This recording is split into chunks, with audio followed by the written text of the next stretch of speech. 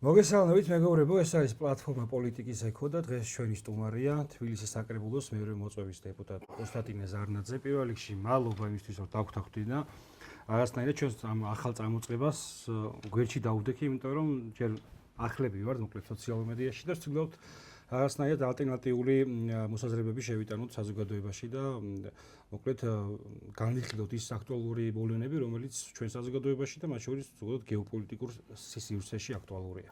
პირველ რიგში მინდა მადლობა გადაგიხადო მოწვევისთვის, იმიტომ რომ ძალიან მნიშვნელოვანია, რომ ჩვენი ხმა ყველგან ისმოდეს, სადაც ამის პლატფორმა და ამის საშუალება იქნება და არსებობს. პირველ რიგში მინდა რომ გისურვოთ ძალიან დიდი რეიტინგი, დარწმუნებული ვარ, რომ ის ენთუზიაზმი, რომელიც გაქვთ და თელ შემოქმედების ჯგუფს ეს აუცილებლად გამოიღებს შედეგს და რაც მთავარია და რაც ყველაზე მნიშვნელოვანია, აუცილებელია რომ თქვენი ეთერიდან ჩვენს მოქალაქეებს, ჩვენი ქვეყნის მოქალაქეებს ესმოდეთ სიმართლე, ჯანსაღი აზრის, სწორი მიმართულებები და შემდეგ თვითონ გამოიტანონ აზრი, რამდენად რომელი მხარე ჯობია. ხა დღეს ისეთი პოლიტიკური გარემოა შექმნილი, რომ აუცილებელია რომ მუდმივი კომუნიკაცია და მუდმივი ურთიერთობა გქონდეს ჩვენი ქვეყნის მაცხოვრებლებთან.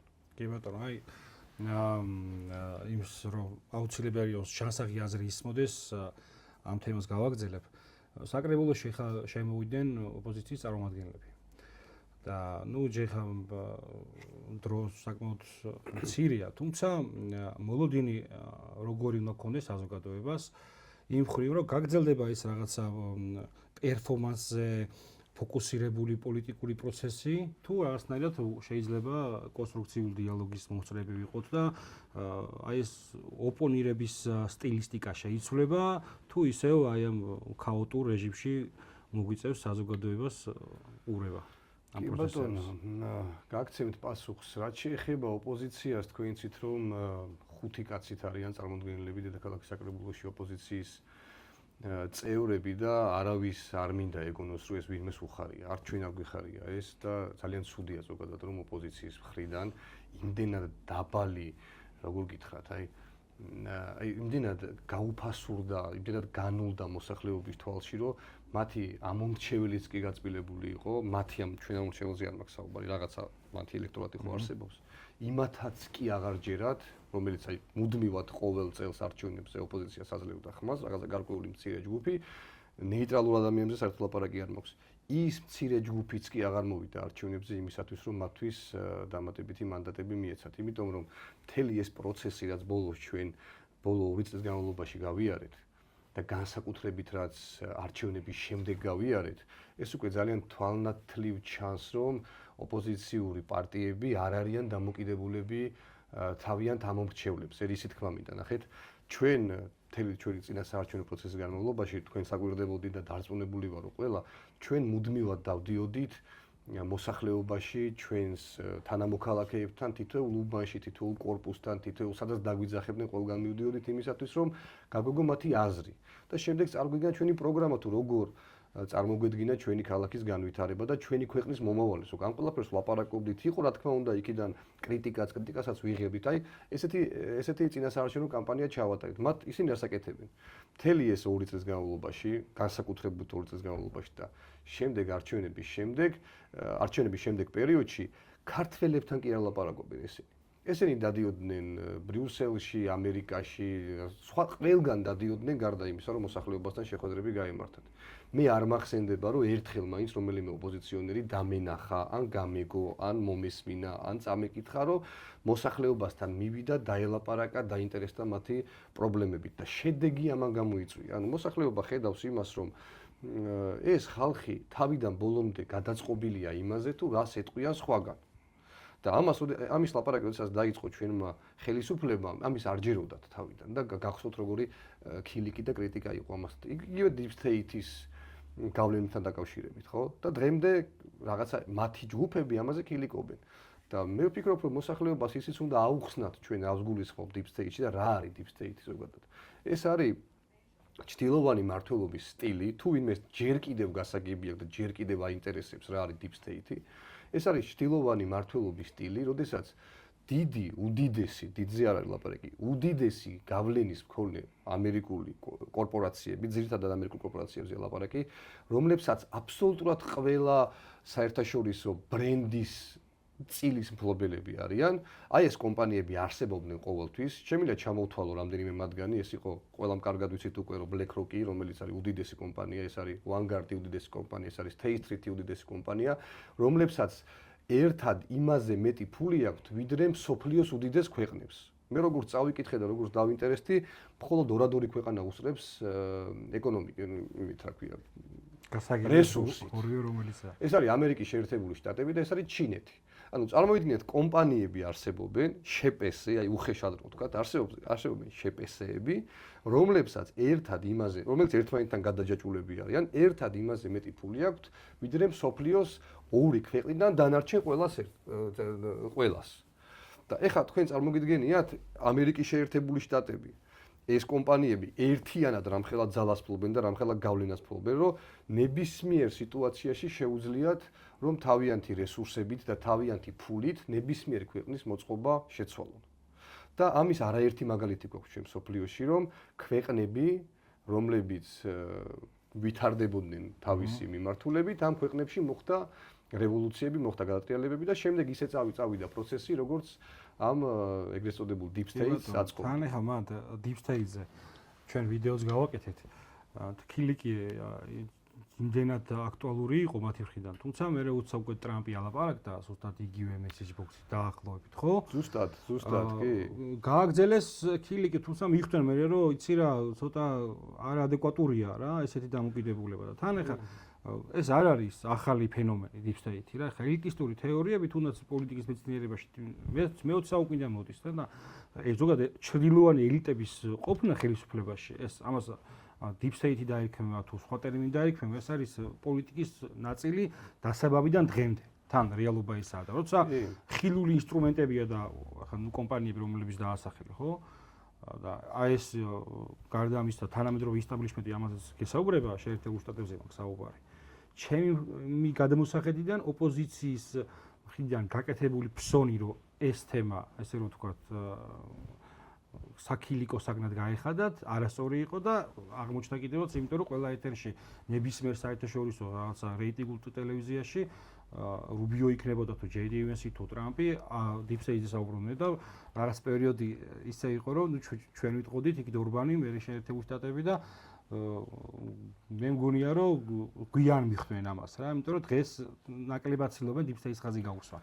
რიტორიკაში მაქვს საუბარი. კი, ნაკლებად ცდილობენ ხაზი გაუსვან, მაგრამ ესენი ხო ის ადამიანები, რომლებიც ხავსზე კიდებიან ადამიანები არიან. აი დღემდე რაღაცა პატარ-პატარა ხავსებს გამოძებნიან, მაგრამ რეალობა რა არის, იცით რომ საქართველოს მოსახლეობის აბსოლუტურ უმრავლესობამ ეს გადაშლილი წიგნებით დაინახა მთელი ეს პროცესი. წარმოიდგინეთ აქციების ნაწილს კიდე მინდა შევეხო და რახან ამ თემამ მოიტანა და გახსოვთ როგორი სცენარით მიდიოდა აქციები რომ დაიწყეს თავიდან, როგორც უკრაინაში მაიდანის აქციები რომ მიდიოდა, რომ ადამიანების თვალში ემოციური მდგომარეობა აემაღლებინათ, მაგალითად აი ქორწილი, იმაში რა ქვია, აქციაზე. იმიტომ რომ ვიზახი პერფორმანსი, გამოხატული პოლიტიკა, რაღაცა რეზინობანას თამაში, წრეში ბურთის თამაში და აღმოჩნდა რეალურად რომ ეს აქციები არის აი როგორი ძალადობრივი, იცით, წარმოიდგინეთ ადამიანმა აიღო ბოთლი, ჩაასხა ბენზინი, დაუმატა რაღაცა ზეთი, რომ უფრო დიდხანს გაგრძელებულიყო წვა, მოუკიდა ცეცხლი, გადაუგდო ცოცხალ პოლიციელებს და წვავდა. აი წარმოგიდგენიათ, რეები აქვთ გაკეთებული ამ ადამიანებს იმისათვის, რომ ქვეყანაში არეულობა შემოეტანათ. შემდეგ გახსოვს ეგ პიროტექნიკის სროლა, პიროტექნიკა არის სადიშოვის ეგეთი პიროტექნიკა, გახსოვს როგორ ესე დიდი რა ვიცი ცნობილი კადრია. ხო, ცნობილი კადრი იყო და ამით დაიწყეს მე манипуляცია და მე ნახატები დახატეს, რომ აი ჩვენ ვართ სიმართლის დამცველები და ასე შემდეგ. რეალობა რა არის, იცით რომ აი დღეს უკვე საქართველოს მოსახლეობის მიმართ იმხელა ნდობა გაჩნდა ქართველი ხალხის მხრიდან, რომ ნებისმიერი ნაბიჯი რაც იდგმება უკვე რა ნაბიჯებიც იდგმება. ხელისუფლება უკვე გრძნობს ქართველი ხალხის მხარდაჭერას.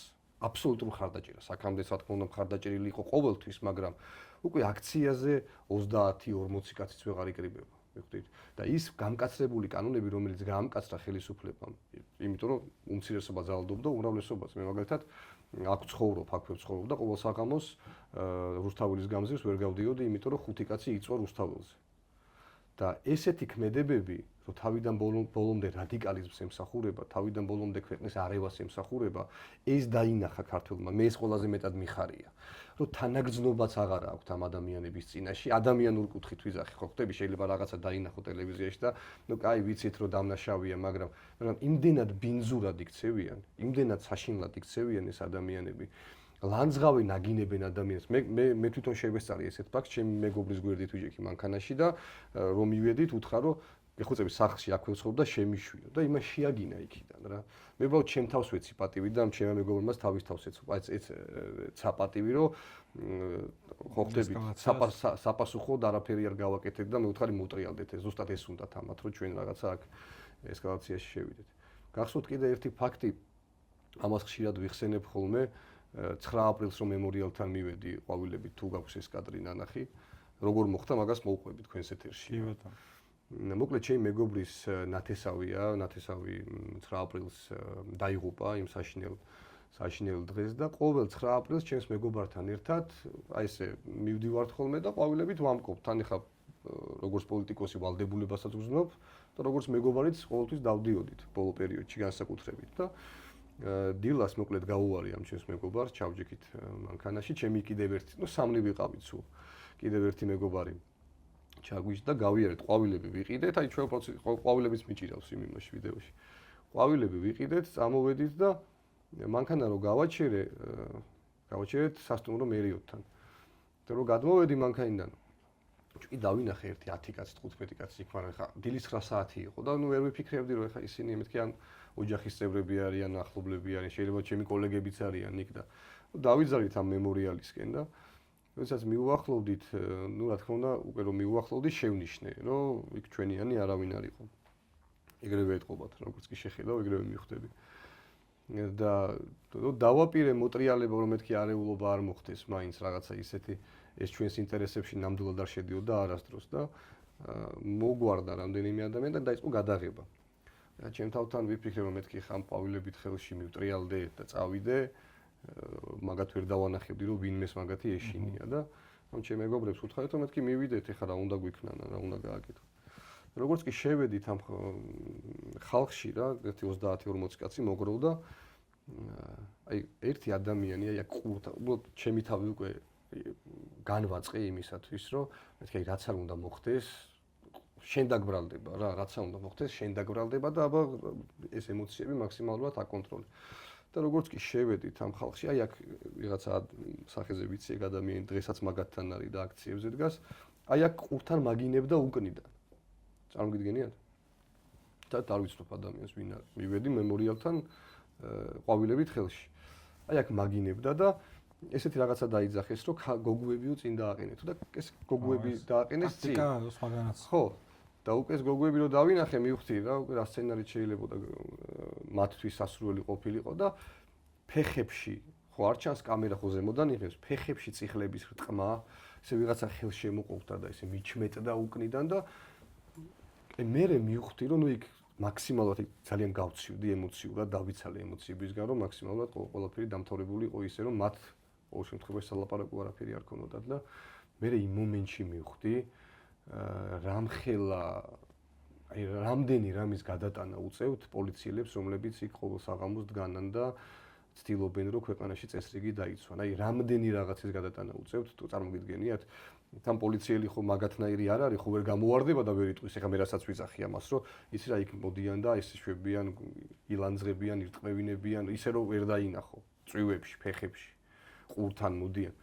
და წარმოგიდგენთ რამდენი რამის ატანა უწევთ ამ ადამიანებს იქ ეგრეთ წოდებული რა ქვია პროევროპული აქციონერების მხრიდან და მე მინდა რომ ამ პოლიციელებს თავიანთი ოჯახებით კიდევ ერთხელ მადლობა გადაუხადო იმისათვის, რასაც აკეთებენ, ძალიან ღირსეული ხალხი არიან და მართლა საამაყოა, რომ აი არც ერთი რგოლი ჩვენი სამართალდამცავების მთელი ამ პერიოდის განმავლობაში არც ერთი რგოლი არ ჩავარდნილა და ჩვენ გაგვიჩნდა იმის იმედი, რომ ამ ქვეყანას და გვაქვს იმის იმედი, რომ ამ ქვეყანას ყავს მართლა ღირსეული ძალოვანი სისტემა და კიდევ უფრო გაძლიერდა ბოლო პერიოდში და მეთანხმებით, რაც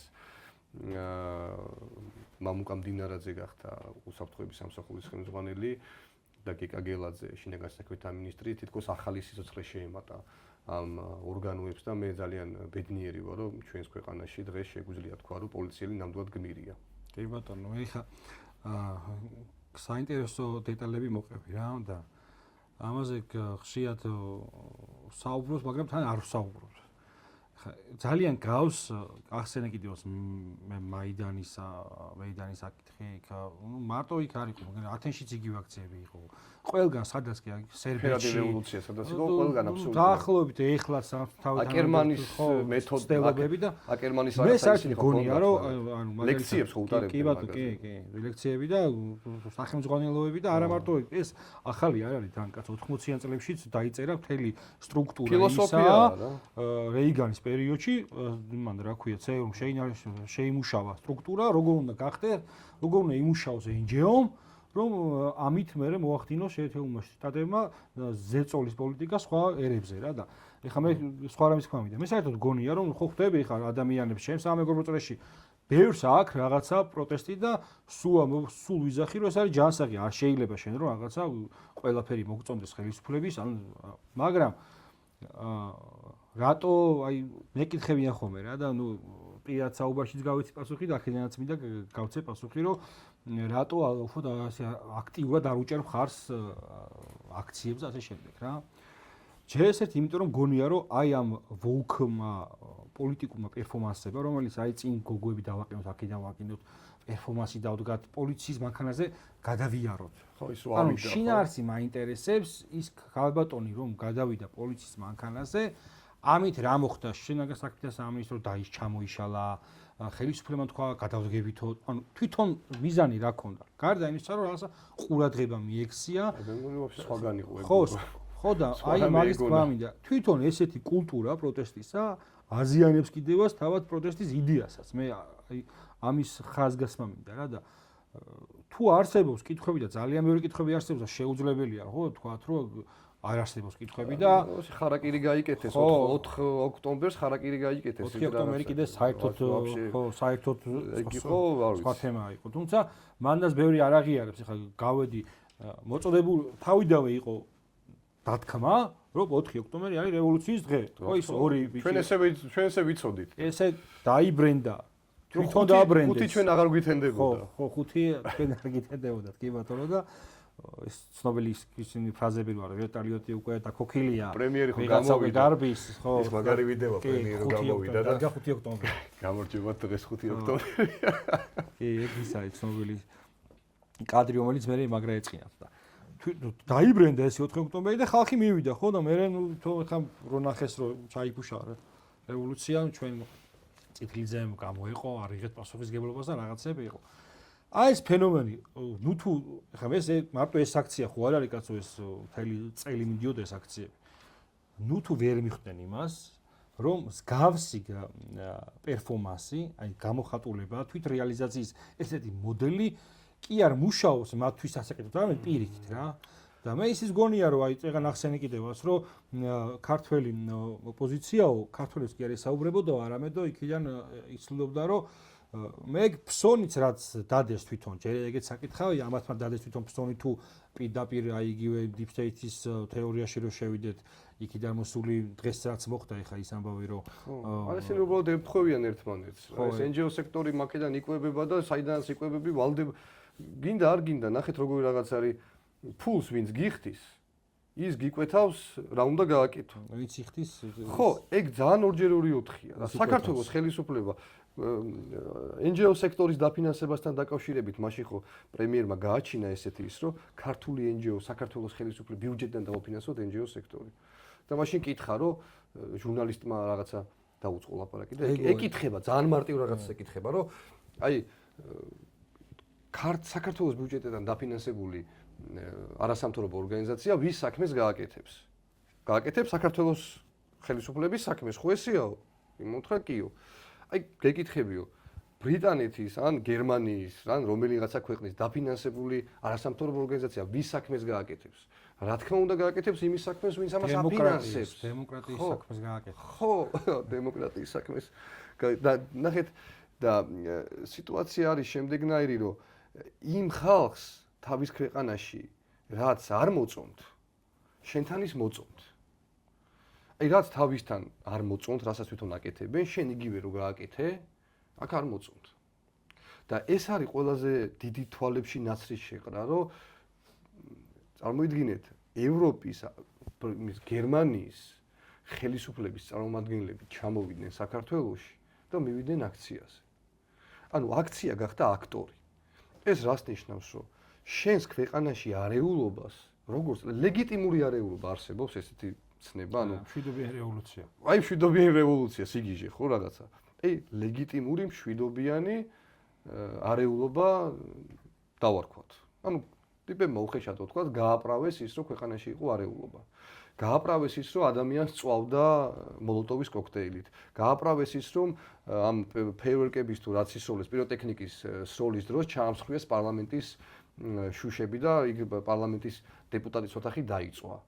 გააправეს აბსოლუტურად ყველაფერი ადამიანებმა და მე გეუბნებიან, რომ ეხლა შენ ჩემზე ნაწყენი რატო ხარ? აი წარმოიდგინე, ჩემს სახში მოდიხარ, მირევ, მიმტრევ, მიფუჭებ და მე მეკითხები, რომ შენ ჩემზე რატო ხარ გაბრაზებულიო? ანუ ხო ძალიან მარტივია. შემოგიშვი როგორც ჩემს მეგობარს, შემოგიშვი ოჯახის წევრებით, მოგეცი ოთახი, მოგეცი საჭმელი, მოგეცი სასმელი, გექცევი როგორც მეგობარს, გიკეთებ აბსოლუტურად ყველაფერს, რაც გჭირდება, წითელ ხალიჩას გიგებ, მოდიხარ, მოდი შენ გენაცვალე, შენი ჭირიმე. ანუ პატივში ხარ აბსოლუტურად. შეცდომა ხო არ იყო ეს ხო არ ხო, ნახე, შეცდომა რომ მიიღო. ცოტა ვიძახი, აი მაგალითად ეხა ბოდიში რომ შეგეწყვეტნე, მაგრამ მე რომ გავიზარდე სკოლაში, მე ჩავაბარე უნივერსიტეტში, ეტაპები როგორც არის ხო, ხარისხის. მთელი ჩემს გარშემო საუნივერსიტეტო სივრცე, აკადემიური გარემო, საზოგადოებრივი პოლიტიკური რიტორიკა მათ შორის. ყველგან მოდიოდა მესიჯი იმისა, რომ იდეა ფიქსი თუ სადმე არსებობს, ეს არის ევროპული დასავლური სივრცე, რომ იმან რაც თქვა, ჩვენ ესე გავგზარდეს. სიმართლე. ჩვენ ესე გავგზარდეს. ეხლა როდესაც წმინდა იყო ეს. კი, ამის თქმა მინდა. და ეხლა როდესაც ეს სხვა უბრალოდ ქართულ ოცნებას ხო 2012 წელს ხო არ დაუწყია. გასაგებია იქ რომ აქ სხვა გავლენის აქტორები იყო და მაშინ ვერ შევძელით როგორც ითქვა, შემდეგ როგორც ამის ახსნა გაჟღერდა, მაგრამ ეხლა რა დავიწყე თითქოს გამოფხიზლება და მე სოციალურ მედიაში ხალხი გამოჩნდა, ახლა ექსპერტები, ანალიტიკოსები, ვინც თქვა რომ იცი რა, ეს ხალხი ჩვენ არა მარტო ჩვენ თან ეს ეგოცენტრულად არ მინდა გავამოვიდეს რა. ევროპა ზოგადად მესამე სამყაროს ცნება პოლიტიკურ ტერმინოლოგიაში შემოიტანა დასავლეთმა. თავისთავად ნიშნავს იმას, რომ არსებობს სამყარო განვითარებული და არსებობს განვითარებადი, რომელსაც უნდა ვასწავლოთ წყალებში. მესამე რიგის ქვეყნები. ხო, უნდა ვასწავლოთ წყალებში, როგორ უნდა იცხოვრონ თანამედროვე სამყარო. სწავლება რაც ნიშნავს, კი იცით, რომ შეჩადიან ადგილობრივი ინდუსტრიის მითვისება ხდება და ასე შემდეგ. ხო, ექსპლუატაცია, რასაც ახორციელებენ. ჩვენ კიდევ რაც კი ის თქმა მინდა, არასწორად გავიანალიზეთ ჩვენი გეოპოლიტიკური ფუნქცია და ის რომ იცი რა მეორე ფრონტის საფრთხე იყო არის კიდევ არის ჩემი აზრით, იმიტომ რომ ჯერ ომი არ დასრულებულა და ახალი მსოფლიო წესრიგში გავიღვიძეთ. ის რომ ჩვენი ესე იგი ინტეგრაცია დასავლურ სტრუქტურებში ისე კი არ იყო ჩაფიქრებული როგორც ჩვენ გვინდოდა და გვჯეროდა, ეს კი არა, თავარია ის როგორ უყურებს შენი ქვეყნის როლს. ამაზე რომ საუბარი არ მიდიოდა, დღესაც ძალიან უჭირს მაგალითად იმ ახალგაზრდებს, რომლებიც ახლა გულწრფელად თუ არა გულწრფელად ცდილობენ რომ გამოხატონ თავიანთი პროტესტი, ამის გადააზრება და ყველაზე დიდი პრობლემა მათთან კომუნიკაციაში, როდესაც პოზიციების ახსნა მიწეს თუნდაც მე რა, მაქვს აი ამ პარადიგმასთან რომ დაინგრეს ეს არის იდეაფიქსიად ქცეული დასავლეთი. იმიტომ რომ ამან ჩემი აზრით ამან გამოიწვია შემდეგ ყველაფერი რა. ამაზე დააშენეს თავდაყირად დაგვიდგა რა ჩვენს ცნობიერება, იმიტომ რომ სად რაღაცას გასწავლიან ესე და უცბად ერთ თვეში თავდაყირად გება მთელი მსოფლიო და გიწევს რომ საერთოდ გადაალაგო შენ თავში პრიორიტეტები და აბსოლუტურად ყველაფერი და დაიწყო უკვე სხვანაირად ფიქრი, უკვე რეალურად ფიქრი, რომ რაღაცა წმინდა და ხელშეუხებელი არავინ არ არის. და მე დავიწყე ჩვენს რაღაცების მოძიება სოციალურ ქსელში, რაღაცის მოძებნა, რაღაცის ნახვა და ასე შემდეგ, რომ ეს ამერიკა და რაღაცა კი არა, ჩვენ ყველანი თანაბარი ვართ. მოდი მელაპარაკე თანაბრად რა. და იმაზე კაი გაიხსენე რო თქვი რომ ჩვენ როგორც ჩვენი გეოპოლიტიკური მდებარეობა სწორად არ გქონდა ჩვენ გააზრებული და არც ახლა არა გვაქვს მათ შორის ჩემი ერთ-ერთი მეგობარი რომელსაც განსხვავებული პოლიტიკური შეხედულება ჰქონდა მიმტკიცებდა ესეთ რაღაცას რომ ჩვენ ამერიკა და ევროპას ჩვენი განვითარება უნდა ვეკითხები დაგისვამს კითხვა საკუთარი თავისთვის რატო უნდა ანუ რატო რაღაცა ხო უნდა მეუბნება რომ ნუ აი ხა მესამე რიგის ქვეყანა ვართ განვითარებადი ქვეყანა ვართ და განვითარებად რაღაცა პერსპექტივულ ქვეყნებს გვერდით უდგას ეს არის ამერიკის პოლიტიკა და მე უცბად რაღაცა ვიდეოები სკროლავდი ტელეფონში და შემხვდა ბავშვი აფრიკის ერთ-ერთ ქვეყანაში რომელსაც არ აქვს წყალი, არ აქვს საჭმელი და ნუ საშინელი ცხოვრების დონე აქვს და ჩაუგდია ჩემს მეგობარს, რომ მე ვთხარი ჩვენზე გაჭირვებული 100-ჯერ გაჭირვებული ქვეყანა ხო არის ეს მეთქი რა. თუ კარგი ქვეყანა, თუ კეთილი ქვეყანა, თუ ესე უყვარს მეთქი ადამიანების გადარჩენა, ჩემთან ნუ მოდის. აქ რატო არ მიდის და რატო არ ეხმარება მეთქი რა. ხო არის ბევრი ქვეყანა ესეთი, ნუ ქვეყნებია ესეთი, რაც ლაპარაკობ ჩვენ რა შედარება არ შევადარებ. ანუ საბოლოო გაჩერებამდე მივედით იქ რომ მესამე რიგის ქვეყანა რო ვართ იმიტომ კი არა.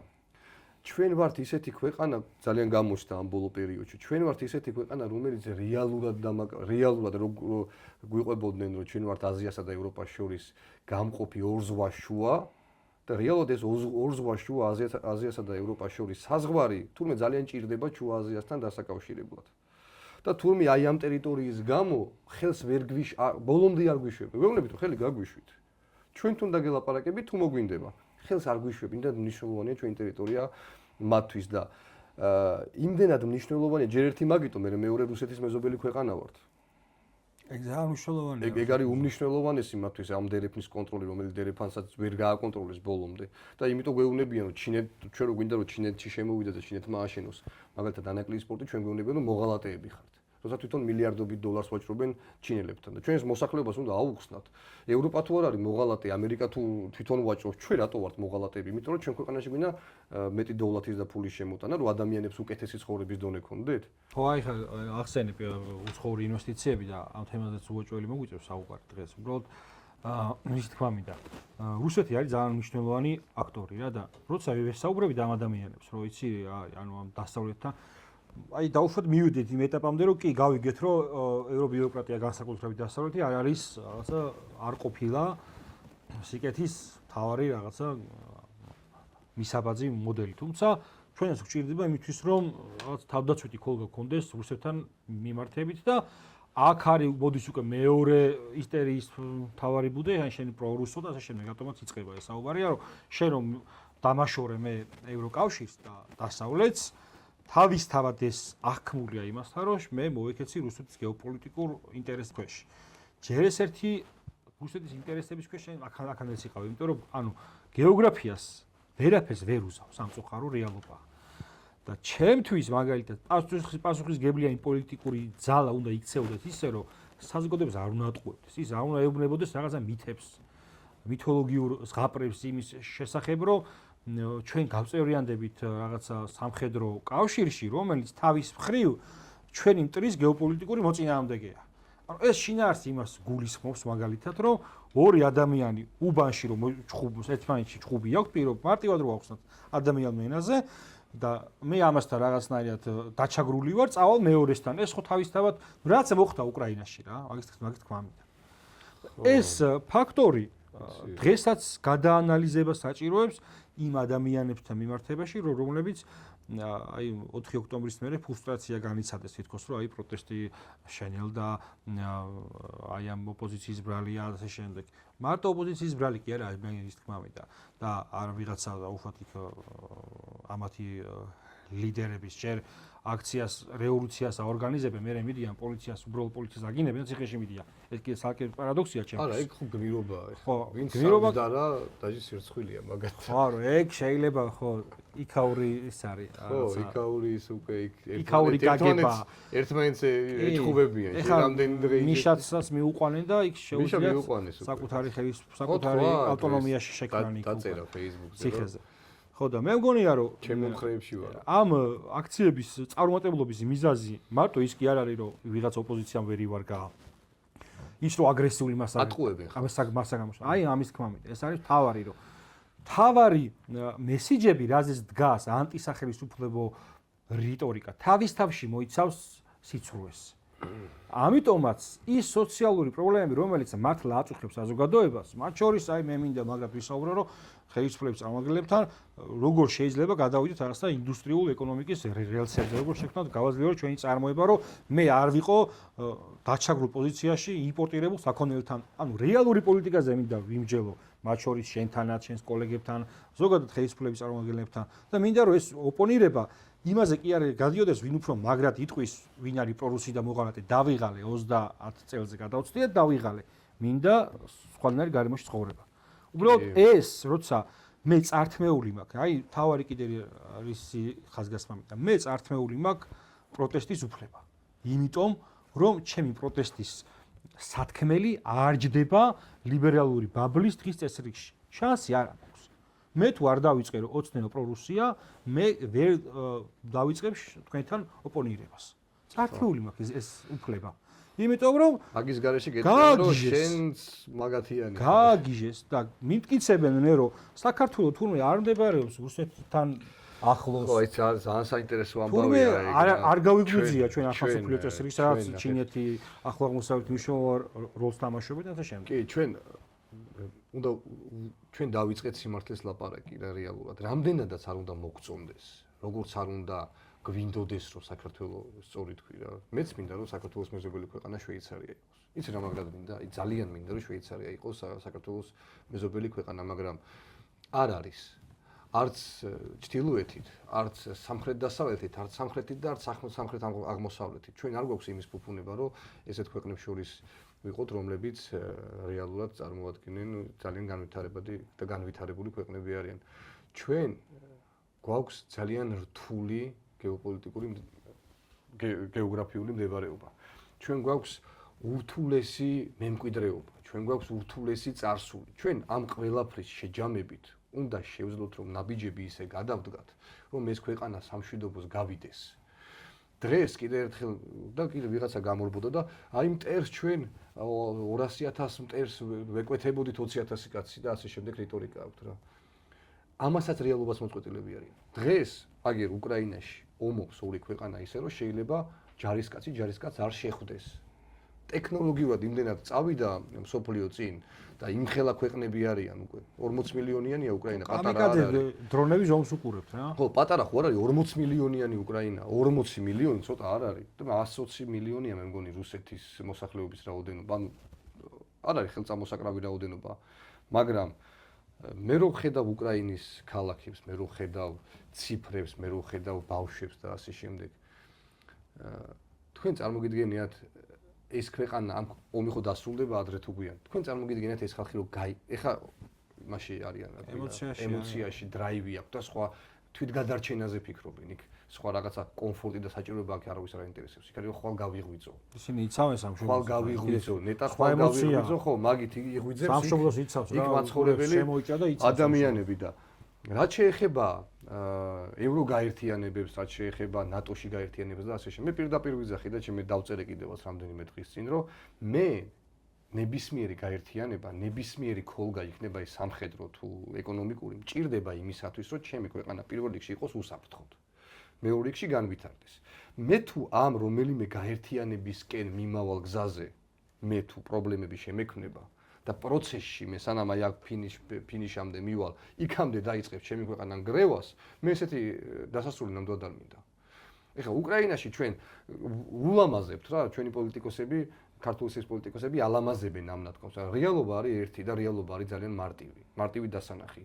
რომ როგორც კი უკრაინამ დაიწყო სწრაფი ნაბიჯები ცვლა ნატოში გაწევრიანებისკენ, მაშინვე დაიწყო ომი უკრაინაში. ეს ყველამ ვიცით.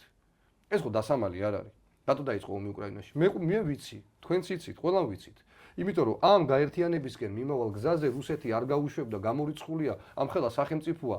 იქიდან ბალტიისპირეთის ქვეყნიდან უკვე ნატოს ჯარები ადგას და იმ დროს შევიდა ნატოში ეს ქვეყნები, როცა რუსეთი სუსტი იყო და შეასწრეს და ეხლა აქედან ნამდვილად არ დაიკეტავს სასუდ სივრცეს.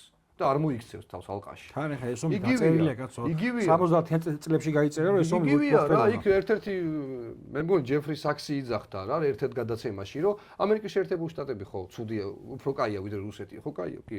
აი კანადაში რომ დადგეს ჩინური ჯარი. აი კანადაში რომ დადგეს ჩინური ჯარი, რას იზამს ამერიკის შეერთებული შტატები? ხო, იმ წამსვე სანამ დადგება, მანამდე დაუწყებს ომს. სხვა რა გააკეთა რუსეთმა? გააკეთა იგივე, რასაც ნებისმიერი ზე სახელმწიფო გააკეთებს საკუთარი საზღვრების დასაცავად. და ჩვენ რატო ვიძახით, იცით რომ ჩვენი ომში ჩართვა უნდათ. ამას რატო ვიძახით? დავანებოთ თავი იმ პოლიტიკოსებმა და ელჩებმა რა განცხადებები გააკეთეს პროცესში, მაგას რომ საერთოდ თავი დავანებოთ პროცესში რა თქვეს. ძალიან მარტივი ქრონოლოგია არსებობს ამისი. 2021 წლის სექტემბერში მიხეილ სააკაშვილი ჩამოდის საქართველოში. მალულად. 2000 წლის 2 ოქტომბერს იყო ხო არჩევნები, ორში იყო არჩევნები, თვითმმართველობის არჩევნები. 2 ოქტომბერს იყო არჩევნები. დაგეგმილი იყო რომ 2 ოქტომბრის არჩევნები უნდა გამოცხადებულიყო გაყალბებულად. წინასწარ უკვე ეს სცენარი გაწერილი იყო, შეგროვდებოდა ბევრი ხალხი თავისუფლების მოედანზე და იქ ამოხტებოდა სცენიდან მაიკლ ჯექსონივით მიხეილ სააკაშვილი და მე უმართავი პროცესი იწყებოდა ხო ყველამ ვიცით რომ იქ უკვე უმართავი პროცესი წავიდოდა ხა ამ ხალხის მასაში მიშას დაჭერის ალბათობა ძალიან დაბალი იყო. ეხლა გავუყვეთ ამ პროცესს. მოდის დეკემბერში მახსოვს რომ უკვე რუსეთმა თავისი დიპლომატები გაიყვანა ქვეყნიდან ნოემბრის ბოლოს ამერიკის შეერთებულმა შტატებმა და ყველა დიპლომატიურმა კორპუსმა. ზელენსკი ყველა ეთერში დადიოდა, იძახოდა ომი იწყებოდა. ხო, იწყებოდა უკვე სექტემბერში უკვე ვიცოდა ამ ხალხმა უკვე შიდა კულუარულ აი იმ დიპტეიტში უკვე იცოდნენ რომ ომი იწყებოდა და ეს ხო იმის ნაწილია იმ შიდა ორგანიზაციის. და თებერვალში დაიწყო ომი. ანუ ეს რას ნიშნავს? მე რას მაფიქრებინებს? საქართველოში ამ კაცის შემოყვანა, არეულობის დაწყება, ის სამი თვე ჭირდებოდათ იმისთვის, რომ აქ ხელისუფლება გადალაგებულიყო. რომ თებერვალში საქართველოში ყოფილიყო ის ხელისუფლება, რომელიც ხელისუფლებაც იმას გააკეთებდა, რასაც იქიდან მოთხოვდნენ. იმიტომ რომ ეს პროცესი სასუსტოდ იყო მნიშვნელოვანი. თქვენ წარმოგიდგენიათ ახლა ყველა იმას რა ქვია, სასუნგ ჰაერს უკეტავდნენ რუსეთს, მაგრამ ამ ორ ქვეყანას რა მოუვა ამ პროცესში, ის არავის არ აინტერესებდა. და არც აინტერესებს დღემდე. იმათ აინტერესებდათ მხოლოდ ერთადერთი რამ, რომ რუსეთი რამენაირად დაესუსტებინათ. კი ბატონო, დასუსტეს. რაღაც ჩემხარდზე, კაცო. რაღა ადამიანების სიცოცხლის ხარჯზე. ამ ხელა ქვეყნები ხართ. წავდით და იომეთ, რაც გინდათ ის გიქნია. დავანებეთ თავი მე. აი ეს პროცესი მარტო იმას რომ თავი დავანებოთ იქ რომ მოხალისეების ვითომ პირდაპირ ფრენები, სანქციები დაუწესეთ. თან პირდაპირ ეთერში ითხოვ ბიჭო, წამოიდგინე ჩვენგან და მე მეუბნები რომ მე რაზე გავგვიზიანდი და ვიზიანდები და თავრობამ შემოაგდო პროპაგანდაო, აბა ომი გინდაო და თავრობამ კი არ შემოაგდო მეთქი. ანუ ვისი ახსნა მინდა.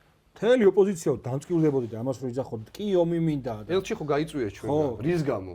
ბელარუსიაში ამ დროს იყო ელჩი. როცა ბელარუსიდან ბომბავდნენ, ხო და ელჩი დატოვა. ხო და ევროკავშირმა მისკენ იმავა გზაზე, ორსტინგერს არ მინდა მე ომი, მაგრამ რომ მომიწიოს ორი სტინგერი ხომ მოეცნო მქონდეს რომ რაღაცა გავაკეთო და მე ამ დროს ვიღაცას თხოვს 4 მილიარდს და მე ორ სტინგერს ანუ რატომ თხოვდა იმ დასამტკიცებლად რომ ჩემთან ხარ თუ არა შეირაღებული მაშინ რომ წინააღმდეგობის პროცესში ეს არ იყო მაშინ მე მოთხოვდა გენერატორებს ამერიკის და რუსეთის ომში რატო უნდა ეხა ხო რეალობა ერთი პროქსიომია რა თქმა უნდა ორი დიდი გზე სახელმწიფო ომობს სხვის ტერიტორიაზე პროქსიომია რომელიც ბზეჟინსკიმ თავის დიდ საჯარო დაფაში თავიდანვე გაწერა კი წინა საუკუნეში გვითხრეს რომ აქ ომი მოხდებოდა იმიტომ რომ ეს არის გეოპოლიტიკა და მე აი რომც არ მეჯეროს ხო ანუ დაუშვათ არ მჯერა იმისი რომ ელჩმა მოთხოვა პრემიერს ომის. აი არ მჯერა აი ამ ყველაფერი არის ქართული ოცნების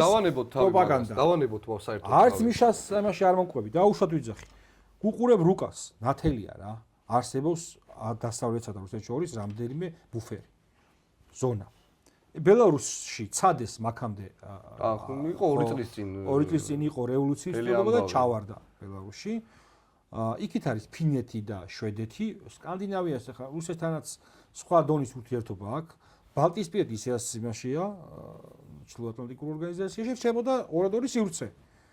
ეს არის უკრაინა, რომელიც უფრო პრაქტიკული ომის, იმიტომ რომ ფართო ტერიტორიაა. საქართველო, კავკასია, რომელსაც კიდე სხვა დანიშნულებას მოუძებნდნენ გარდა იმისა, რომ ფრონტის ხაზი დაიყოფილიყო, დანიშნულება იმისა, რომ რუსეთს არ უნდა კონდეს დერეფანზე გასასვლელი იგივე სამხრეთული ბლოკის ქვეყნებთან, იქნება ეს ირანი, ჩინეთი თუ ასე შემდეგ. ანუ ეს კომუნიკაცია, ეს არის გეოპოლიტიკის ანიბანი, გინდა შენ ეს თუ არ გინდა. სამწუხარო რეალობა. ამიტომ ამბობ, რომ თეზისები, რაც თეზისებსაც დაიყო მე პროტესტი, თავიდან იყო არასწორი. რეალობაში იგივე ზონის თემაც გააკეთეს, ისე გათვლა, რომ ქართველები ჩვენ ემოციური ხალხი ვართ, ძალიან თან ეს ძალიან კარგად იცოდნენ და დაიწყეს ამ ემოციებზე თამაში. რა გახსოვს ის ლოზუნგი რო გააკეთეს, რომ არ შეგეშინდეს გაბრაზდი.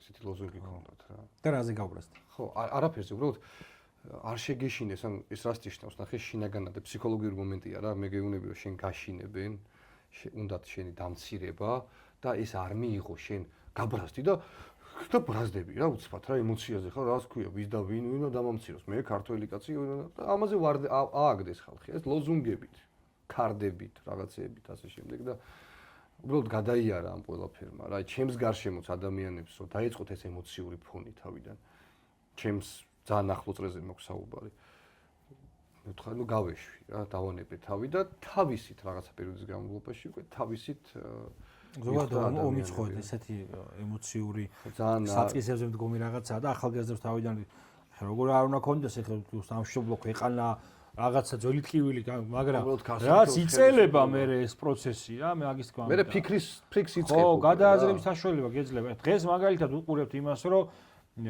ვიცი რა მე არ მოგცემ შენი არახს თუ არ მომცემ მინერალებს ხო ეხლა რატო გაცვია სამხედრო ფორმა რაღაც პერფორმანსებს მე ვუყურებთ იმას რომ დაუშვათ კაია კალათი ცდილობს იქ რაღაცები ვითომ მოაბილიზოს და ამ დროს მაგის ქმარი მილიონებს შოულობს რუსეთში და ამან არ იცის ეხლა ეგ როგორი რაღაცაა იცი ცოზე გაფორმებული ბიზნესი ეხლა მოდი მე არ ვიცი ბაიდენის შვილი არის ხო ბაიდენის შვილზე კიდე თელი პატიმრობაზე რო იყო ლაპარაკი და მთელი ხო და რა არ იცის ეხლა რა არ იცის ქმარი ასაკეთებს ეგ არ იცის ხო ნუ ეხლა ხო და ამას რო უყურებ და მე მაინც ვცდილობს აქ რაღაც სხვა მეორე პროპაგანდის მანქანა პირობითად, რომელიც ჩვენს ადგილობრივ ბაზარზე მუშაობს.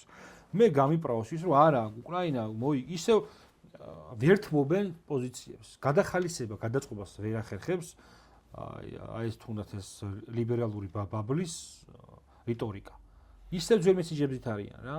და ამას უყურებთ, მაგიტომაც არის 30 კაცი ახლა დარჩენილი იმას. თქვენ წარმოგიდგენთ რამხელა პრინციპულობა გამოიჩინა საქართველოს ხელისუფლებამ, როდესაც მთელი მსოფლიოს ეს ვითომ განვითარებული ქვეყნების ლიდერები იყვნენ აი პირდაპირი დამფინანსებლები, წამხალისებლები, რა ყველაფერს აკეთებდნენ, რომ ეს პროტესტი რამენერად რევოლუციაში გადაძდილიყო და რამხელა წნეხის ატანა მოუხდა ხელისუფლების წარმომადგენელ ლიდერებს. აი ბიზინა ივანიშვილი ავიღოთ, ხო? ბიზინა ივანიშვილს აბსოლუტურად ყველა სასუნთქის გადაკეტვა დაუწყეს. მოგებული სასამართლო აქვს, კაც შვეიცარია, ხო, ვითომ ყველაზე სამართლიანი ქვეყანაა საბანკო სისტემის კუთხით. ბანკს მოუგო ყველა სასამართლო, რაც კი სასამართლოები ქონდა და მაინც არ აძლევენ თავის კუთვნილ თანხას, რომელიც იშოვა სხვა ქვეყანაში საკუთარი ბიზნესით. საქართველოში არ უშოვია ეს ფული. წარმოგიდგენთ და მე მახსოვს ბიზინა ივანიშვილის ინტერვიუ მე მგონი ობრაიენი რო იყო ჩამოსული, მაშინ შეხვედრაზე უარი უთხრა.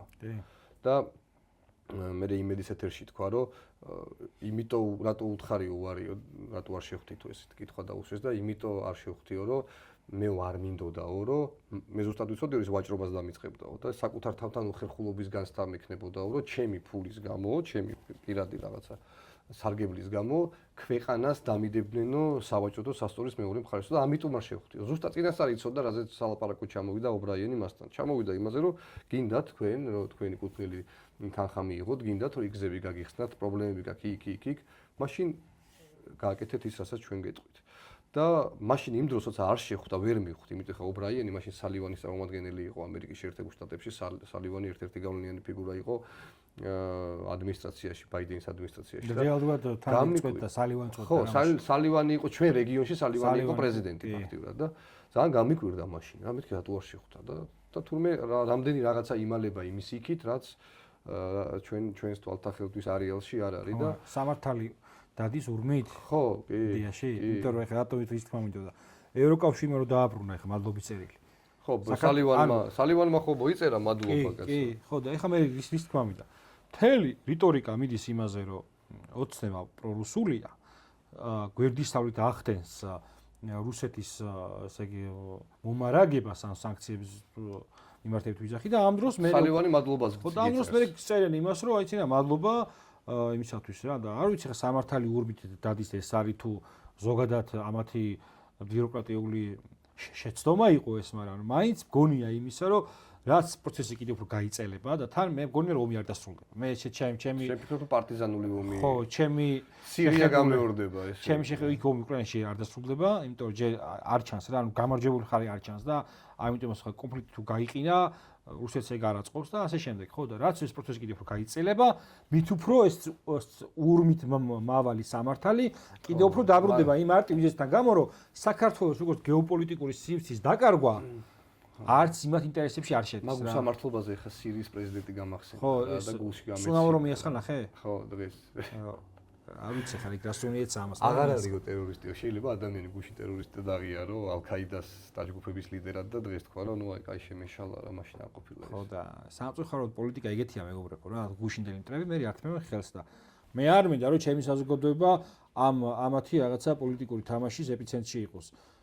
ყოველ შემთხვევაში ისეთ თამაშისაც რომელიც ადამიანის სიცოცხლეზე გადის რა, აი ამას თქმამი. ჩვენმა ქვეყანამ ეგ ფასი უკვე ბევრჯერ გადაიხადა. ძალიან ბევრჯერ გადაიხადა და მე ზუსტად მჯერა ერთი რამ, რომ 90-იანი წლები როცა აქ არეულობა დაიწყო, მე ზუსტად მჯერა და დარწმუნებული ვარ, რომ ქართველი ქართველს ტყვიას არ ესროდა თუ აქ უცხო ხელი არ ჩაერეოდა. და ყველა პროცესში როცა ჩვენ არეულობები გქონდა, ყველგან აბსოლუტურად ხა ამ გადმოსახედიდან რო უყურებ, ხედავ რომ უცხო ხელი იყო ყოველთვის აქ არეულობის ხელშემწყობი. აი ორი დაპირისპირებული მხარე ხო იყო, ამასაც აძლევდა იარაღს და ამასაც აძლევდა იარაღს. ორივეს აძლევდა ფულს, ორივეს აძლევდა იარაღს, აძლევდა და ბიჭებო დახოცეთ ერთმანეთს და ესენი ხოცავდნენ ერთმანეთს მე. როგორ ამოწყდეს მაგის თქმამია რა. აქ ვიმეს არ ეგონოს, უცხოელი მნიშვნელობა არ აქვს, ჭრილოვანი ხელი. სამხრეთული, რა ქვია, აღმოსავლეთური თუ ასე შემდეგ, უცხო ხელი არის უცხო ხელი. ეხლა ერთი რამეს რო დაუბრუნდეთ რა. პოპულიზმი ბოლო პერიოდში წავიდა კიდე სხვა მიმართულებით.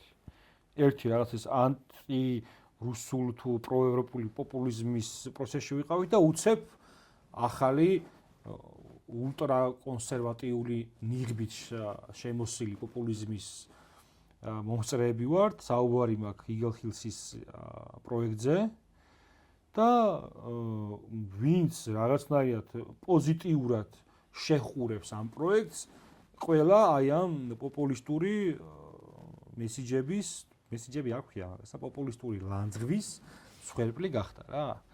მსხვერპლია ცოტა ისეთი ნათქვამია, უბრალოდ ესეთი პოპულიზმი მე ხელს უწყობს იმას, რომ სტრატეგიული მნიშვნელობის პროექტების შეიძლება რაღაც მომენტში კითხვის ნიშნქვეს დადგეს. კი. მოკლედ, რაც შეეხება იგლჰილსის დამფუძნებელს, ბატონ ალაბარს, რომელიც მსოფლიოში არის ერთ-ერთი უმსხვილესი კომპანიის დამფუძნებელი და დამფინანსებელი და ინვესტორი ერთ-ერთი ყველაზე მსხვილი, სხვათა შორის ამერიკის შეერთებული შტატების ერთ-ერთი პარტნიორი ქვეყნიდან არის. ახლო აღმოსავლეთით, რა ქვია, არაბეთის ნახევარკუნძულზე ყველაზე კარგი ურთიერთობა საემიროებთან აქვს ამერიკის შეერთებულ შტატებს და მედიაციური პოლიტიკის მთავარი ეპიცენტრი იყო. გინდა ისრაელისკო კონფლიქტი აიღე და ყველგან აბსოლუტურად იყო ეს ადამიანების ეს არის აი როგორ გითხრათ ეხლა მინდა რომ სიტყვებს ვეძებ რა თან რომ ის სწორად გაიგოს ჩვენმა მოსახლეობამ რისი თქმა მინდა მე დუბაიში აბუ-დაბიშიც სარჟაშიც აჯმაშიც ყველა საამეროში ნამყოფი ვარ თითქმის და აი როგორ გითხრათ ხალხის ცხოვრების დონე მე იქ ადგილობრივი მაცხოვრებელი ქუჩაში არ მინახავს ესე არ მოძრაობენ იქ როგორც ისინი ცხოვრობენ სადღაც რაღაცა ოაზისები აქვთ მოწყობილი და იქ არიან თავიანთ ოჯახებთან ერთად და ცხოვრობენ გემრიელად მე ვნახე მსოფლიოში ყველაზე მაღალი შენობა ბურჯ ხალიფა, ყველა მიცის 810 მეტრია სიმაღლეში. მე ვნახე დუბაი მოლი, რომელიც არის უნიკალური პროექტი თავისი არქიტექტურით. მე ვნახე უამრავი ურთულესი კონსტრუქციით აშენებული შენობა, ნაგებობა, რომელიც სავიზიტო ბარათი გახდა ამ ქალაქის. მე ვნახე ხელოვნური პორტი, დუბაის ხელოვნური პორტი არის, რაღაცა სასწაულია რომ შეხვალთ ისეთი მოწყობის პორტია, გეგონება რაღაც ფაზლია, რომელიც ეს თამაშობს თავის. და ჩვენ ვიცით უამრავი ინვესტიცია, მაგალითად ხორვატიაში მათი განხორციელებული ინვესტიცია 15 მილიარდიანი, რომელიც ძალიან წარმატებით ხორციელდება და ეს ultra კონსერვატიული რაღაცა. კი, ბევრი ქვეყანაა ძალიან. ეს ადამიანები რეალურად უცხოურ ინვესტიციას ასაღებენ, რომ თითქოს ვიღაცა ჩვენ გვიპრობს. და რეალურად ჩვენ ერთი რაღაცის თქმა გვინდა, რომ მეტი ინვესტიცია ნიშნავს მეტ სამუშაო ადგილს, გაზრდილ ეკონომიკას, გაზრდილ დოვლათს, მეტი ადამიანის დასაქმებას და ასე და აღარ ჩამოვთვლი რამდენ რაღაცას ნიშნავს. თან ბატონი ალაბარი გამოვიდა და თქვა ასეთი რამე, რომ მე პირველ რიგში ქართველ დიზაინერებს დაველაპარაკები, პირველ რიგში ქართველ არქიტექტორებს დაველაპარაკები, პირველ რიგში ქართულ საწარმოებიდან წავიღებ ამ პროდუქტს, ხო? მისთვისაც უკეთესია, იმიტომ რომ აქვე აქვს რაღაცები და უფრო იაფია მისთვის, ვიდრე ხა ვიღაცა ჩამოიყვანოს საიდანღაც და ის დაასაქმოს. და ერთადერთი რასაც ესენი ეს ადამიანები აპელირებდნენ მაშინ მახსოვს რომ აი ევროპა წალეკა მიგრანტებმა და ასე შემდეგ. მე მინდა აქ ჩვენს იმ ძალიან მცირე ნაწილს მე დარწმუნებული ვარ ძალიან მცირე ნაწილია ასე მოაზროვნე ადამიანების უნდა ვიცოდეთ რამ წალეკა რეალურად ევროპა. ევროპა წალეკა იმამ რომ ევროკავშირს ჰქონდა ლიბერალური პოლიტიკა მიგრანტების მიმართ და პირიქით მაშინ გახსოვს ლიბიის პრეზიდენტი კადაფი რომ მოკლეს ცალკე სპეცოპერაცია ხო დადგეს და მას ჰქონდა ნათქვამი რომ მე თუ აღარ ვიქნებიო ევროპას წალეკავს მიგრანტებიო აფრიკიდან და რეალურად მათმა პოლიტიკამ და რეალურად იქ როგორი ხალხი ჩადიოდა როგორი მიგრანტი ჩადიოდა არა საჭმელი არა სასმელი არა ფული არაფერი აბსოლუტურად ბანაკები ერთმანეთს აიძულებდნენ რომ მიიღოთ Eagle Hills MR ჯგუფს სოფლიოში უმსხვილეს კომპანიას ვადარებთ ევროპაში შესულ მიგრანტს. არის უბრალოდ ვიღაცას კომპიუტერი ხო აქვს სახში ამათ ჩაწეროს, მოიძიოს, გახსოვს იქ ტრაილერები რო იხსნებოდა და ეს მიგრანტები რო გადმოდიოდნენ იქ მუყაოთი შეკრული ნავებით და რაღაცა უბედურებებით რომ მოდიოდნენ, რომ ოღონდ თავის ქვეყნიდან გამოეხციათ. იგივე სირიიდან ჩასული ადამიანები იყვნენ, ომს რო გამოეხსნენ და უბედურებას გამ პალესტინა, სირია და ალჟირი და ასე შემდეგ და ასე. ჩვენ ვლაპარაკობთ ქვეყანაზე, რომელიც თავისი ცხოვრების ხარისხით არის ყველაზე მაღალი განვითარების. ანუ დუბაიზე სწრაფად ბოლო 20 წლის განმავლობაში სოფლიოში დუბაიზე სწრაფად ქალაქი არ განვითარებულა. და მე დავწერე კიდევაც და ეხლა თქვენს გადაცემაშიც ვიტყვი, რომ მე როგორც ერთი რიგითი ამ ქვეყნის მოქალაქე ყველაფერს გავაკეთებ იმისათვის, რომ ჩემმა შვილმა, თქვენმა შვილმა და ჩვენი მომავალმა თაობამ ჩვენზე ბევრად კარგ სახელმწიფოში იცხოვროს, ბევრად განვითარებულში, ბევრად გაბწყინებულში და მე როდესაც ვხედავ, რომ ამისკენ ნაბიჯებს დგავს ხელისუფლება და მე იმას გვერდით არ დაუდგე როგორც მოქალაქე, თუნდაც ერთი სიტყვით, ეს ჩემ დანაშაულად ვთვლი ამას. იმიტომ რომ ეს გაჩერებული ამ მსგავსი მსგავსი მასშტაბის ინვესტიცია მქონდაში არ შემოსულა. ეს რო შემოვა, წარმოიდგინეთ როგორ დაიწყებს განვითარებას და მუშაობას აქაური ბიზნეს სექტორი. და ამას ყველა შეეხება. ეს არ არის მარტო ერთი ადამიანის საქმე, ეს ყველა შეეხება. სადღაც საგადასახადო პროცედურები, იმდენად, ანუ ხო თვითონ არაფერი. ამ დიდ მასშტაბურ პროექტს იმდენი თავის პროცედურა აქვს, იქ რაღაც და პროექტის შეთანხმება მუნიციპალიტეტთან, იქ იმის განასახადი, იმდენი ეტაპი მოყვება, რომ ამის ის მცირე, ის თუნდაც ის საგადასახადო პროცედურა იმდენ მოგებას უტოვებს ადგილობრივ მუნიციპალიტეტს ზოგადად ქვეყანას, რომ ამ ხრივაც მნიშვნელოვანია და პლუს ამას კიდე ძალიან კარგი მაგალითია იმის, როცა ინფრასტრუქტურა ვითარდება ამ კონკრეტულ ადგილას, ეს იწვევს იმას, რომ მის გარშემო მყოფი ინფრასტრუქტურა იწყებს ერთიურად ზრდას, იმ ხრივ, რომ ინვესტიციის მიზიდულობა კონკრეტულ ადგილას ზრდის ინვესტიციის მიზიდულობას მის შემოგარენში. ეს არის ალგორითმი ჩვეულებრივი. ისიც უნდა ვთქვათ, რომ ჩვენ მიგრაციული პოლიტიკა საქართველოს აქვს, მე მგონი ევროპის მასშტაბით ერთ-ერთი ყველაზე რთული. აქ 10 წელი უნდა იცხოვრო, მაგალითად უწყვეტად უნდა იცოდე ქართული ენა, უნდა ჩააბარო გამოსტები. ის მოქალაქეობის მიღება თუ გინდა. ხო, ეს ამ ხალხს შიშებით გაწითად ბინადრობის უფლებებზე. ვითომ რომ აი 100.000-ს გადაიხდი, ამას უხსნია რა, 100.000-ს გადაიხდი და შენ გაქვს ბინადრობის უფლება და ეგეც გაართულეს. ადრე როგორ იყო, იცი რომ აი მაგალითად მე თუ ვიყიდი 100.000 დოლარიანი სახლი, მე ხო ბინადრობის უფლებას ვიღებ, მე თუ შენ მოგყიდე, ანუ ერთმანეთში შეიძლებოდა ადრე გადაყიდვა და ეხლა ეგეც გაჩერდა, ანუ მე როგორც კი ამ სახლს გავყიდი და როგორც კი იყიდი შენ, მე ის ბინადრობის უფლება მიუქმდება. ამიტომ ეს პოლიტიკა, რა თქმა უნდა, ესე გვაშინებდნენ ჩვენ ჩინელებით, გახსოვს? ხუალინგი რო შენდებოდა, მე ჩქაოსნული მაგისტრალი შენდებოდა, იქაც აი ჩინელები წაგულეკავენ. ჩამოვიდა ის ხალხი იმუშავეს, თავიანთი პროექტი ჰქონდათ, რაღაცა წავიდნენ. ვიღაცა დაარჩა, ვიღაცა წავიდა, ისიც იქნება და აღარც ხედავ ამ ჩინელებს, მართლა ვეღარ ხედავ ქალაქში ამ ჩინელებს. იმ პერიოდში როცა მუშაობდნენ, რა თქმა უნდა, ჩამოვიდნენ და ხედავდი ჩვენ. რამდენი ქართველია წასული, რამდენი ქართველი მუშაობს სადღაც. ну ეს ქსენოფობიური დამოკიდებულება და ქსენოფობიური განცხადებები მე ვფიქრობ პირდაპირ მავნებლობაა. ეს არის შუღლის გაღვივება, ეს არის შოვინიზმის თესვა და არ ვიცი ხა საბედნიეროდ მე ვაკვირდები განწყობებს მოსახლეობის საბედნიეროდ მე ვიდეოც ჩავწერე ამ ვიდეოზე რაღაცა 800 კომენტარი იყო რომ ვნახე და სადაც უმეტესობა ვინც ილანძღება და ვინც სულ რაღაცას წერს არის ყალბი პროფილის მქონე ბოტი და მესმის აი ამ ულტრაკონსერვატიული იდეოლოგიის მქონე ხალხის და რატო ნახეთ რომ მათი ერთადერთი სასუნთქი აი რა არტერიაზეც ესენი ზიან რომ რაღაცა რაოდენობის ხმების ერთი კაცი ხო შემოიყვანეს ჩვენთან ეგ გააკეთეს აი ამ ისე იგი რაღაცა ეროვნულ ვითომ ბჭყალებში ეროვნულ იდეოლოგიურ რაღაცა გენოფონდი გვიმცირდება და ამ იდეოლოგიაზე დაყრდნობით და ეს არის მათი ერთადერთი სასუნთქი ეს არტერია და ამას ესენი რა თქმა უნდა ბოლომდე ჩააჭერენ რომ რაც შეიძლება მეტ ადამიანში გააღვივონ ის რაღაცა ფსევდოპატრიოტული გრძნობები და ჩვენ უბრალოდ უნდა აუგსტათ ამ ადამიანებს რომ ჩვენ თუ გვინდა უკეთესი მომავალი ჩვენ თუ გვინდა უკეთესი მომავალი ჩვენი შვილებისთვის ჩვენი ქვეყნისთვის ჩვენ შიშები არ უნდა ვნერგოთ ერთმანეთთან ჩვენ უნდა ვაკონტროლოთ რა თქმა უნდა კონტროლი ძალიან მნიშვნელოვანია მაგრამ არ უნდა შეგვეშინდეს ინვესტიციების და ინვესტორისთვის უნდა იყოს ჩვენი ქვეყანა სანდო პარტნიორი. აი გარდა ამ დიდი ეკონომიკური სარგებლისა, მე აზე მინდა კიდე ხაზი გავუსვა რა. აი ამ რთულ გეოპოლიტიკურ ვითარებაში, როდესაც ახალი სოფლიო წესრიგის ფორმირება მიდის და იქ უკრაინის ომი კიდე გონია რომ კიდე უფრო მეტად გართულდება იქ პროცესი, ის რომ საქართველოს მოახერხა და რეგიონში შემოიტანა, არა მხოლოდ საქართველოს მასშტაბით არის ეს უპრეცედენტო რაოდენობის ციფრი, არამედ რეგიონის მასშტაბითაც უპრეცედენტო ციფრია და რეგიონში შემოიტანა ამხელა, ესე იგი, დიდი მნიშვნელობის მქონე ინვესტიცია და გარდა ამისა, ისეთი ქვეყნის ინვესტიცია, რომელიც ასევე მნიშვნელოვან როლს თამაშობს სხვადასხვა ამ ახალი სოფლიო წესრიგის ფორმირებაში, რომ ეს თვითონ ეს თემა ხას უსმევს იმას, რომ ეს არა მარტო ეკონომიკური სარგებლიანობის უსაფრთხოებაზეც ეს არის უსაფრთხოების ძალიან მნიშვნელოვანი ეკონომიკური ფუნდამენტი უსაფრთხოებისა.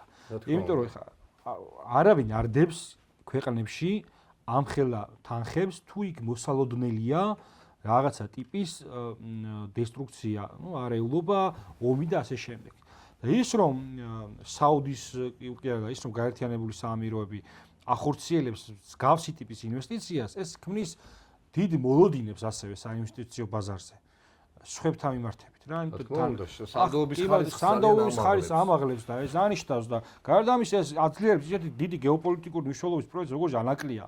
იმიტომ რომ ანაკლია ეს ინვესტიცია ქმნის ერთად ისეთ ჰიბრიდს, რომელიც შენი ქვეყნის პოლიტიკური, ეკონომიკური უსაფრთხოების სტაბილურობის მნიშვნელოვანი ფუნდამენტი შეიძლება გახდეს. თუ რა თქმა უნდა, საზოგადოება, ხელისუფლება და პოლიტიკური წრეები სინერგიულად ქვეყნისთვის სასარგებლო მოქმედებაში რაღაცნაირად ერთჯეროვან პოზიციას შევხვდებით და ჩვენ ადამიანებს უნდა ველაპარაკოთ რა ერთი რამ რომ ეხლა რომ გავაჩეროთ ნებისმიერი ადამიანი ქუჩაში და ვკითხოთ რომ გინდა თუ არა შენი ქვეყანა იყოს ენერგოდამოუკიდებელი. გეტყვის რომ მინდა. მაგრამ ხესი შეიძლება არ გვინდა. ხესი არ გვინდა, ხო. რაღაცა გვინდა, მაგრამ ის არ გვინდა. ეხლა ნუ გადავხედე სტატისტიკას და შვეიცარიას აქვს ჩვენნაირი, ნუ დაახლოებით ჩვენნაირი გეოგრაფიული გარემო, ეს მთები და ასე შემდეგ და თავისი ბუნებრივი რესურსის 85%-ზე მეტი აქვს ათვისებული ჰესებით. ათვისებული აქვს ჰესებით, იმიტომ რომ მაგრამ არც ბუნება დარღვევია, არც მთაჩამოშლია, არც მიწაგასკდომია და ასე შემდეგ. ხო გვაქვს მაგალითი ენგურჰესი, ხო?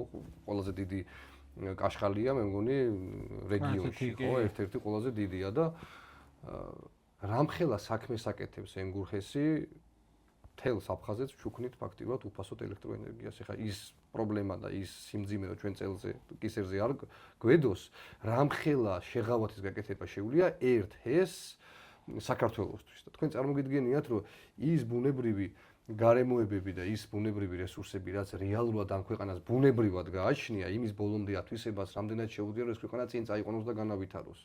და ჩვენ უბრალოდ აი ამ შიშებს რომ ერთხელ ხომ უნდა გავუშვათ ამ ყველაფერს ხელი და ვთქვათ, რომ ჩვენ გვინდა განვითარება. აი მე მგონია რომ ჩემს და იმანდარი კიდე ხელისუფლების როლი მნიშვნელოვანია რა. იმიტომ რომ სწორი საუბარი და სწორად პოზიციონირება საზოგადოებასთან ეხლა პირდაპირ შეგვიძლია ვთქვათ, რომ ეს პროექტი მე მგონია რომ ამას საფრთხე არ ემუქრება, მაგრამ აი დაუშვოთ რაღაცა საკითხის საფრთხე რომ დადგეს, პასუხისმგებელი ხელისუფლებაა, იმიტომ რომ ვერ მოახერხა სწორად პოზიციონირება. განსხვავებული აზრისხმები ადამიანის სულ იქნება, აი ნებისმიერ რაღაცაზე რა. უნდა დაარწმუნოს საზოგადოება, რომ ეს არის კარგი და თუ არ არის კარგი, მაშინ გამოჩნდება კიდევაც, იმიტომ რომ არ იქნება არგუმენტები რა. არა, აბსოლუტურად გეთანხმები, რომ ხელისუფლების როლი არის უმნიშვნელოვანესი. რაცა უნდა პროექტი მოიტანო, რაცა უნდა პროექტი, რაცა უნდა რეფორმა, არა აქვს მნიშვნელობა აბსოლუტურად, არ არსებობს, რომ ქვეყანაში რაღაცა ჯგუფი არ გამოჩნდეს, რომელიც ამას ყოველთვის გააპროტესტებს და ხელისუფლების როლია უმნიშვნელოვანესი, რომ თუ ის თვლის, რომ ეს ქვეყნისთვის და თვლის, რომ ეს ქვეყნისთვის არის უმნიშვნელოვანესი პროცესი იმისთვის, რომ განვითარდეს, ამას უნდა შესაბამისი დაცვა. მე გეტყვი ძალიან მარტივ მაგალითს, მე გზანის მაჟორიტარი ვიყავი სანამ სიით გადავიდოდი საკრებულოში და თავიდან რომ დავიწყეთ ავტოფარეხების დემონტაჟზე ლაპარაკი, კინაღამ მომკლეს იქ ერთ-ერთ უბანში ისე ჩხუბიად ხდა. მაგრამ ნუ გავიტანეთ ბოლომდე იმ უბანში და დავშალეთ ავტოფარეხები და მის ადგილას ულამაზესი სივრცე მოვაწყეთ თავისი საპარკინგესი ბრძოლებით, სკვერით, სტადიონით და ასე შემდეგ. და მე ის ხალხი, ვინც გვიპროტესტებდა, ჩამოვიდა და გითხრა, რომ ესე ჯობდაო თურმეო რა. აი იგივე მოდელია უბრალოდ დიდ მასშტაბში. პრინციპულობა, ხო, კომუნიკაციის უნარი და უნარი იმისა, რომ ერთხელ და სამუდამოდ მართლა რა მაქვს პროტესტი ქართულ ოცნებასთან, მინდა ბევრი რამეზე საუბარი, მაგრამ მე არ მაქვს გამისუფლება, იმიტომ რომ აქეთ ერთი პოპულისტი მიდის, იქით მეორე და ჩემი ხმა იკარგება.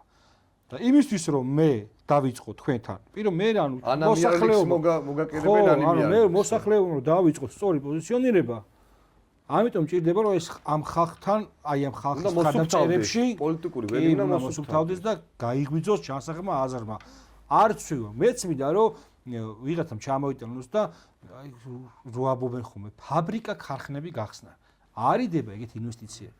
არა, ეგ საბჭოთა კავშირის დროიდან საბჭოთა კავშირის გადმონაშთია რა. ესე აგიჟებენ ხალხს, ამაში რატომ არიდება? არიდება მეგობრებო, იმიტომ რომ შენ გაქვს პატარა ბაზარი, გასაღების სივრცე, იაფი მუშახელი. ყველაფერს კიდე ბაზარი არ ჩინეთს რო აქვს, ეგეთი შენ არა გაქვს.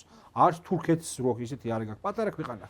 იცი რა, საქართველოს მიჩვეული საბჭოთა კავშირის დროს იყო იმას, რომ მაგალითად ერთი რაღაცა ფაბრიკა, ჩაის ფაბრიკა რო იყო გურიაში, ეს გურიიდან მარაგდებოდა ის სხვა მოდელი იყო და ხო და მაგ მოდელზე იყო. აი აქ რო კეთდებოდა ელმავალი, აქ თბილისიდან, თემქიდან მარაგდებოდა კავშირის ქვეყნები, მაგრამ ამას იმის შიში არ ქონდა, რომ ვიღაცა ჩემზე კარგს გამოუშვებს, იმიტომ რომ მარტო ეს უშვებდა.